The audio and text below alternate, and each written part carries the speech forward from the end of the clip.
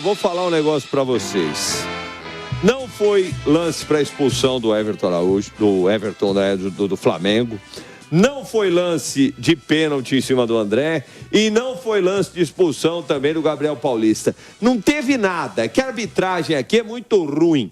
O Marcelo Paes aí falou, naquele jogo do ano passado Internacional, eles erram para todo lado. Eles são fracos. Essa arbitragem é ruim demais. Mas eu quero fazer uma pergunta. O que o clube, o que os jogadores fazem, o que os treinadores fazem à beira do gramado para ajudar o árbitro também? Eles não ajudam.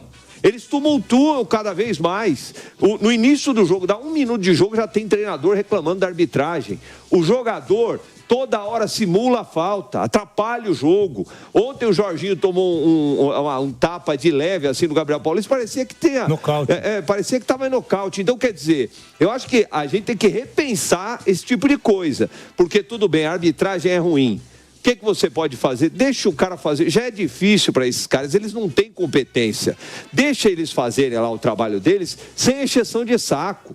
Entendeu? Deixa o cara fazer o trabalho dele. O problema é o seguinte, todo mundo reclama, mas treinador enche o saco o tempo todo, jogador simula o tempo todo, o dirigente reclama o tempo, não adianta, então vai continuar assim. Então não tem nada o que reclamar. Se o Corinthians, eu não acho que o Corinthians foi prejudicado ontem. Quem saiu prejudicado ontem foi o Flamengo, que ficou com 1 a menos e a partir dali ele viu que fez burrado, o VAR tentou ajudá-lo, ele não quis a ajuda dos universitários e prejudicou o jogo porque ele matou o jogo. Mas é o seguinte, vai acontecer o erro contra o Flamengo daqui uma rodada, contra o Palmeiras na outra, contra o São Paulo, eles são fracos, isso daí não tem solução no futebol brasileiro.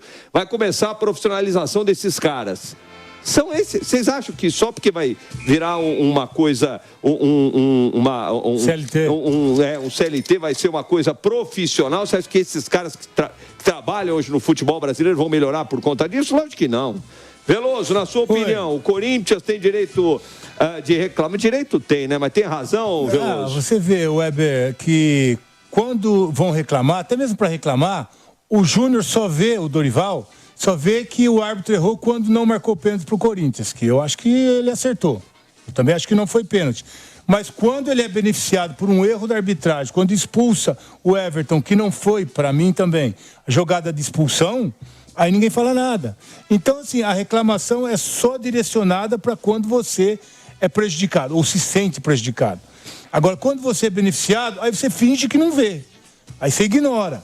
E é o que está acontecendo, porque no lance, no jogo de ontem, aí ele fez lambança e aí ele se perdeu no jogo, porque quando ele expulsa e o VAR chama para ele corrigir a bobagem que ele tinha feito dentro de campo, porque tem um toque no calcanhar, que ele pega a bola primeiro e depois o calcanhar do bidon, e ele expulsa no campo, talvez no reflexo, e aí ele vai ver, mas sabe, eu ouvi o VAR depois, não sei se você ouviu. O rapaz do VAR, que eu, infelizmente... O Wagner Hellway. Ele estava intimidado com a presença do árbitro.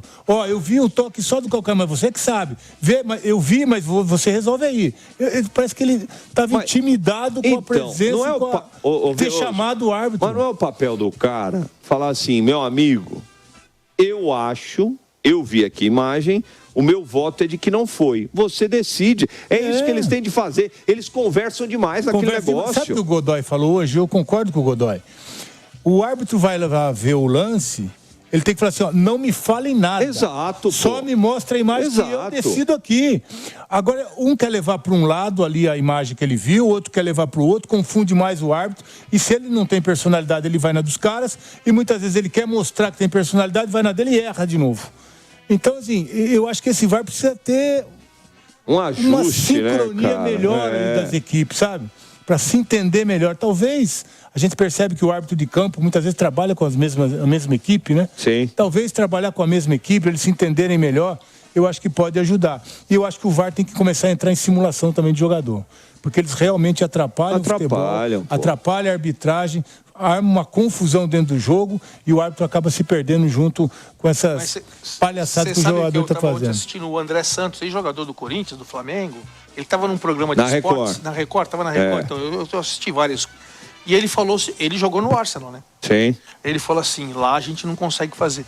Porque assim, aqui ele simulava também, ele falou. Sim. Aqui o jogo induz a gente a prejudicar o árbitro. Se você fizer qualquer uma dessas atitudes lá, você toma uma pena tão pesada, o cara te dá um braçado e você toma uma pena tão pesada que você não joga mais o campeonato. E sem contar que a torcida começa a pegar no seu pé, sua torcida. Que a sua torcida também não aceita. Ou seja, isso acontece. Os caras vão pra fora, eles se comportam. E aqui, mas aí tem que ser no regulamento. Aí, que nem o Veloso tá falando. Você tem que mudar. Por exemplo, eu expulsei o Veloso porque o Ademar acertou o tornozelo dele. Aí eu sou o VAR. Olha, a imagem não mostra que ninguém acertou no tornozelo. Vem ver a imagem. Acabou. Você expulsou? Você tá falando aqui no microfone. O Ademar pegou o tornozelo do expulsão. Aí eu sou o VAR. Olha, o que você falou, o seu relato não condiz com a imagem. Vem dar uma olhada. Acabou, não fala nada. Não fala mais nada. É um falatório infernal aquilo ali. Inclusive, durante os lances, não foi o caso de ontem, mas durante os lances, eu juro, olha, gente, vocês... Bom, o Veloso jogou bola dentro de campo. O árbitro no VAR, ele fica relatando, segue. Vai. Não. Pô, pelo amor... e os caras lá dentro da casinha falando também. Pode seguir, tá tudo certo. Pô, o cara tá vendo lá dentro de campo, não precisa desse falatório na cabeça do cara. E outra coisa, o Ademar tem razão. Outro ponto, Ademar, eles não têm respaldo. Eles jogam o árbitro na fogueira. Quando dá esses BOs, o que a CBF faz? Ao invés de, não num caso muito grave, mas em algumas atitudes, era o quê? Dar respaldo para a arbitragem. Eles não fazem isso. Padronizar, né? Vamos supor, se você vê que não foi pênalti ontem, hoje tinha que ter uma reunião com todos, hoje com a tecnologia, todos os árbitros que apitou a primeira divisão. Vamos padronizar, isso aqui que aconteceu contra o Flamengo e Corinthians, isso não é pênalti, isso não é expulsão, gente. Vamos aqui olhar. Todo mundo, os 10 que trabalharam ontem, todo mundo, nós vamos aqui padronizar. O cara pegou a bola primeiro, depois atinge. Isso não vai ser pênalti nunca. O pé estava abaixo e tal. Você padroniza. Os 10 estão lá assistindo. Os caras que apitaram ontem. Então custa fazer uma reunião via...